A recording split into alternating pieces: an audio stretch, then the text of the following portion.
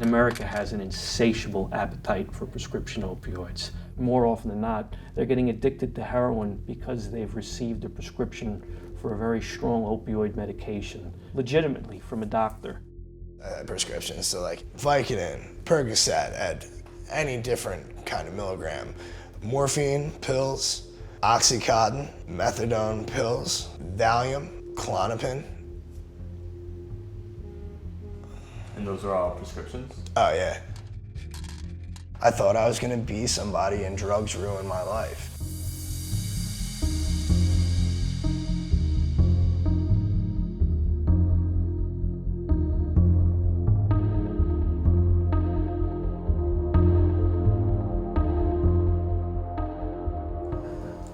Yeah, I remember the first time I met Anthony, we were in rehab and we actually bonded over an acoustic version of Jay-Z, Ain't No Love in the Heart of the City.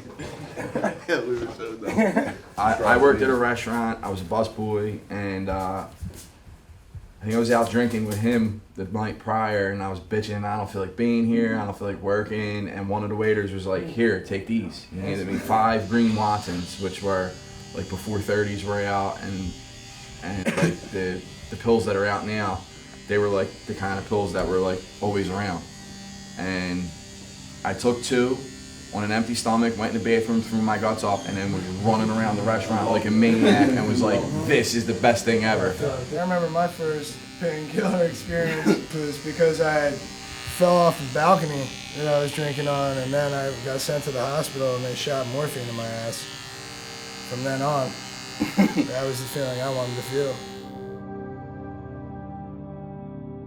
Prescription opioids are synthetic opioids, meaning they're opioids that have been made in a pharmaceutical laboratory.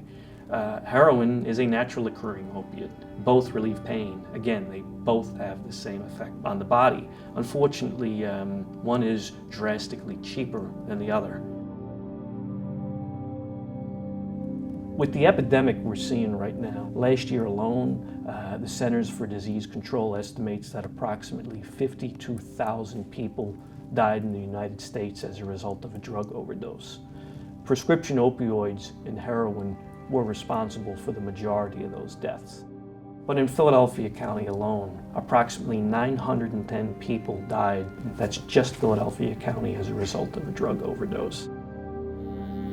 I would have to go through the alphabet and start listing off names per letter at this point for how many dead people I know. There was like 2 weeks ago where it was like 9 in 9 days.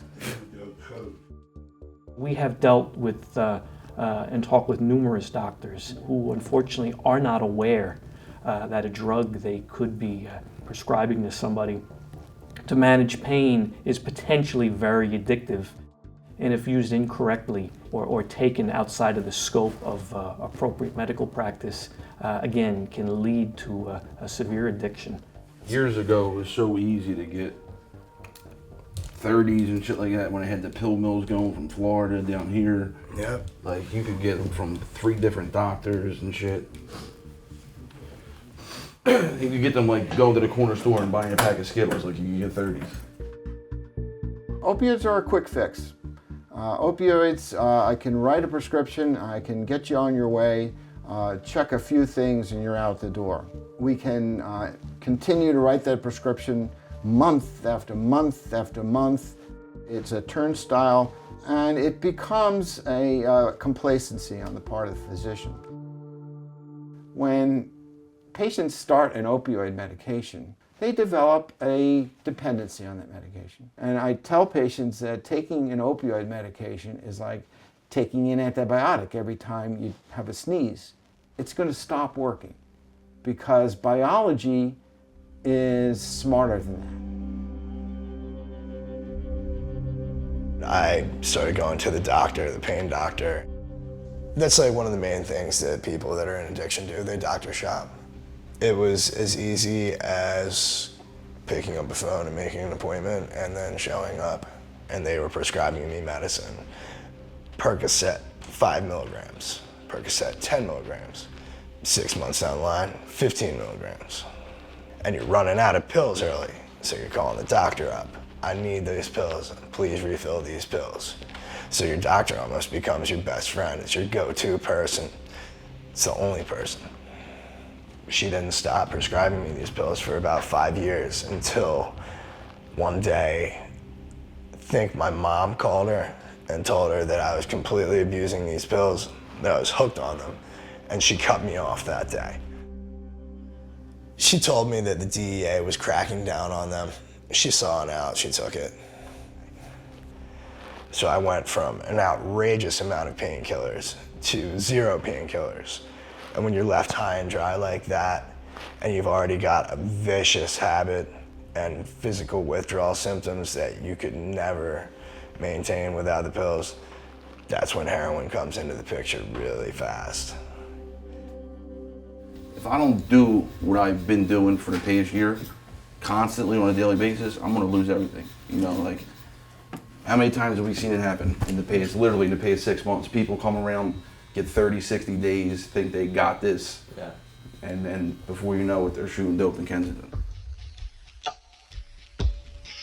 Kensington is a section of North Philadelphia. Actually, the neighborhoods are known as Fair Hill and West Kensington. It is probably the largest open-air heroin market on the East Coast. Crack cocaine is a drug that's largely abused in the inner city. Not always, but for the most part. Methamphetamine was a drug that was largely used in rural areas. Not always, but for the most part. Heroin crosses all race, age, socioeconomic, religious backgrounds. It knows no boundaries. You also have to realize that people are dealing, are probably at the lowest and most vulnerable moment of their life. And you just have to be respectful when you're up here and recognize that you are dealing with human beings. We very much used to look at addiction as a criminal justice issue. I have been with DEA for 19 years now. If you had told me 5 years ago that I'd be sitting at a table with somebody who works at a needle exchange program or a treatment professional, I would have said that's crazy. But we deal with them all the time now in an effort hopefully to work together to come up with some solutions. But I think us in law enforcement are seeing that people who are dealing with addiction are dealing with a very complex, multifaceted issue that's not best addressed by law enforcement. Because we can't arrest our way out of it. We cannot and we will not arrest our way out of it.